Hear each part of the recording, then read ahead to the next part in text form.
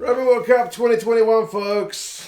Semi-finals were two of the best matches you will have seen if you watched them at the weekend. There was a lot of rugby on at the weekend. I certainly haven't seen all of it, but I did watch these two games, and they're both pretty cracking. They're kind of a wee bit historical now. By this point, they're a few days old, so we won't go through them in too much detail. But we'll just go through some general thoughts, and you guys can let us know your thoughts on how things may go for the final and potentially the bronze match itself.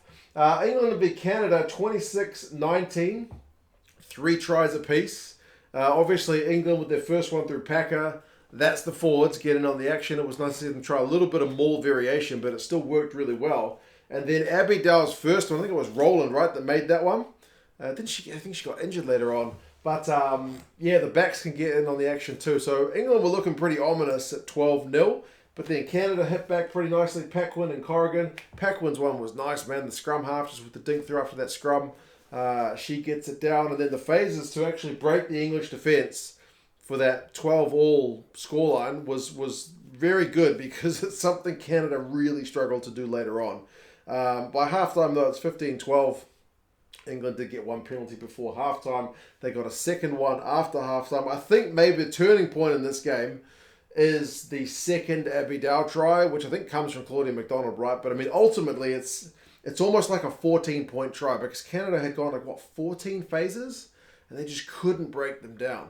If Canada score there, then it's maybe a point lead. It's properly game on. But England do their thing with turnover ball. McDonald backs herself to get out of dodge from her own goal area, gets Dow the speedster. She just goes onto the field. Dow's going to get all the credit, but it's McDonald that created it. But that makes it 23-12, which is kind of starting to look like game over. But there's some discipline issues. Yellow card for England, too many penalties.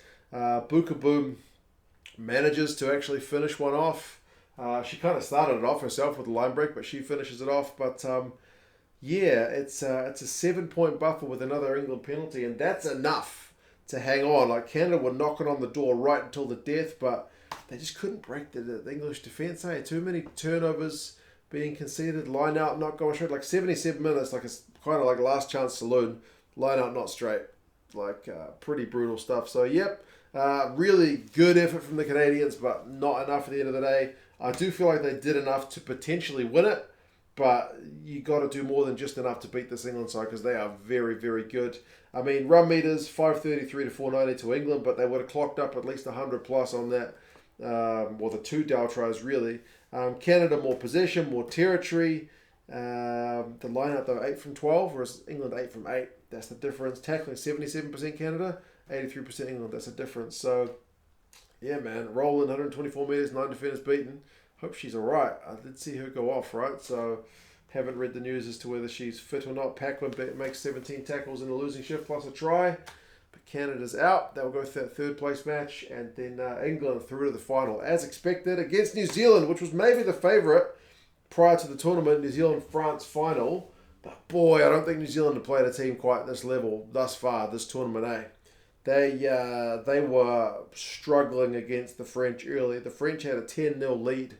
And they were the Black Ferns didn't know what to do with the breakdown. They didn't know what hit them. The French defence, really something else. It was pleasing to see the Black Ferns get their maul going a bit in this game.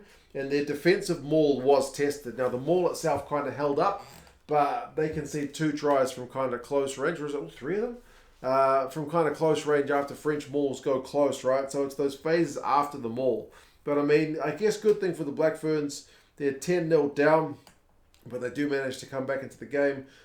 Tui gets slammed in a big tackle, but it leads to a penalty, so 10-3. And then Druan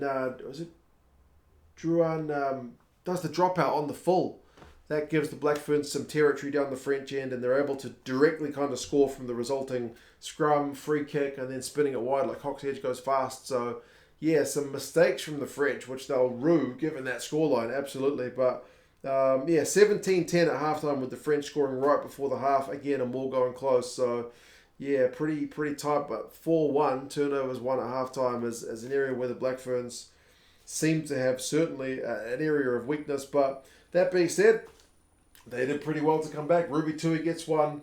Fitzpatrick gets one. So some pretty nice play. I mean, they They did one that was a grubber kick through, and yeah, a bit kind of poor defence from the French, but ultimately the Black Ferns, I mean, bouncing back to go in front from being honestly seemingly quite shell shocked is, I think, going to hold them in good stead. France didn't do themselves with a yellow card after they'd scored their third try to go kind of back to game on, but both sides with a wee bit of discipline. Certainly, France finished the game the better of the two sides, like absolutely relentless pressure. Especially, I don't think the Black Ferns managed their extra player time when the French had a yellow card that well.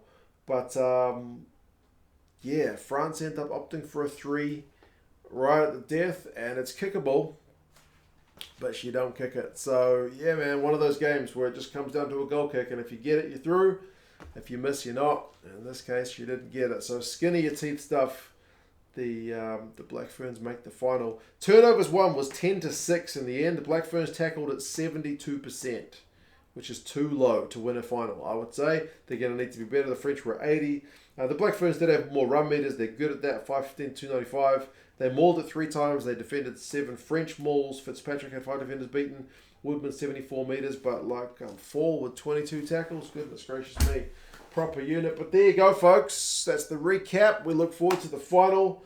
Black Ferns against England this weekend, plus the third place match. Can't forget about that. But yeah, you guys let us know your thoughts, and I will talk to you guys again soon. See you later.